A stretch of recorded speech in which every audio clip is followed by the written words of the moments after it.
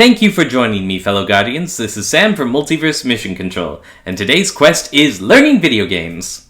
This week's genre goes by many names: brawler, beat 'em up, hack and slash, etc. In all cases, the appeal is the same. Hordes of baddies, often paper-thin ones, against your badass avatar. Where platformers give you a weak protagonist accomplishing the impossible, brawlers give you a taste of being the absolute juggernaut. In this genre, the emphasis is less on movement and more on melee, but even so, you should still do the movement and camera checkup like with platformers and shooters. Knowing the length and timing of your jumps and dodges is still likely to be important. Games like this also tend to incorporate target lock systems, and so sorry I didn't nail it the first time, but it's more like this. Yes. In games like this, a standard attack may home in on the nearest enemy or else whiff air, like if the animation is awkward or if the enemy in question is particularly fast. But with the target lock, they become focused, ensuring that each move is meeting its mark. When this happens, the camera will pivot automatically to ensure the target remains in sight. The target becomes the sun around which the rest of the universe circles.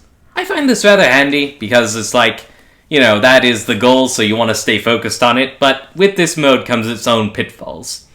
You may be so focused on the one target that you run off a cliff or into another enemy's attack. So before you lock on, make sure you've taken in the environment around you. Note the traps and baddies you'll have to deal with ahead of time. When the time comes, flex your imagination a bit to remember where all the obstacles are and where the baddies are likely to be headed next. And be prepared to shimmy-sham around everything until your current target is dealt with. Also important is to identify how to switch targets. In the camera episode, I encouraged trying to move the camera as frequently as you would move your eyes to stay immersed.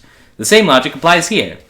Though you may focus intensely on one target, you may decide to shift to another using the shoulder button or the right stick. It may be a good idea to touch all baddies with the reticle before you make your move in earnest, to be sure you know where they all are, and how to shift your priorities.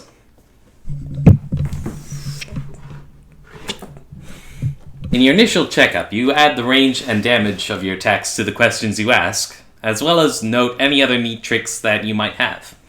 Dodge rolls and counters tend to be very common in games like this. Odds are good you'll roll more than you walk, and use every opponent's attack as an opportunity for countering. And likely in the beginning, there will be one or two starting combos that you can lean on for the most part, just for your day-to-day needs. Games like this also tend to include some kind of ultimate ability or countermeasure for getting mobbed. An ability that I like to call the panic button. This will usually involve some massive explosion, a few seconds of invulnerability, or other spectacular jolt of awesome. Know how to pop this bad boy so that whenever you're feeling overwhelmed, you can just force the universe to give you some breathing room and reassess the situation.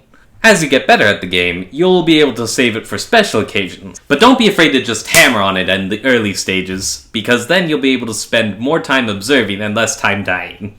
Thin the herd to one or two at a time, and that will give you ample opportunity to actually practice your skills. Enemies in these kinds of games tend to be drastically different from platformers and shooters. In those kinds of games, the AI tends to have simple, predictable patterns that you can exploit. And while it is true that the first few fights in a brawler will be you mashing the attack button until everything in front of you is Aztec confetti, later confrontations tend to throw in a few curveballs.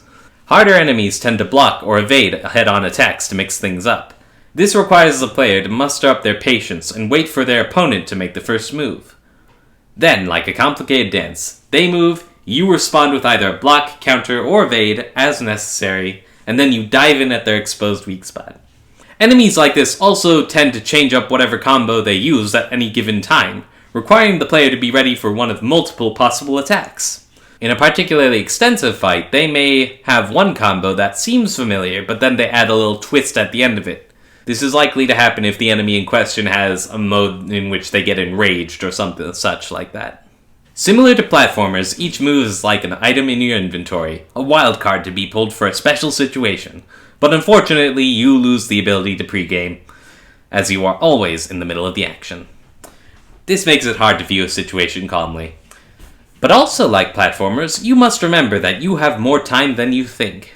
If you're having trouble figuring out an enemy's patterns, maybe the thing to do is run around the arena screaming for a little bit. I'm not even kidding. Eventually, they'll use up all their moves just trying to catch you. and then you'll be able to observe them all in kind. To this end, you should be sure you know how to sprint or dodge roll. Don't ever move slowly if you can avoid it. Once you've taken the time to study impromptu, you can goad them into attacking and test out your theory on how to respond. Alternatively, you can just flip off your limiter and berserk for a little while. Sometimes that works. But the real tricky part comes when you've got to engage multiple enemies at once. In this case, position is everything. Don't let them flank you if you can avoid it. Let them come at you in an easy-to-whack-at bunch. If getting flanked is unavoidable, then follow the pattern. Dodge a hit, return the favor, run away for a bit, reassess, repeat. Measure out your responses. Don't let the hectic nature of the fight break you out of that pattern. Of course, as the game progresses, encounters will force new actions into the pattern. Sometimes you do more of the dodging and less of the hitting, or sometimes you may need to risk taking a hit yourself if it leads to a chance at inflicting max damage and ending the fight quicker. But generally, the first few fights will teach you the skills to hold up for tougher encounters. Okay, with the basics out of the way, let's show off the quest board. This is a list of titles that I believe will make good starting games for this genre. This is meant only to be a suggestion, as difficulty is a rather subjective thing. People have managed to get started on much harder and much weirder, at least to my mind. Oh, and kid viewers, please, unless your parents are cool with it, stick to the age-appropriate titles. I don't want to get in trouble. With that, here's a list of good starting brawler games for new players.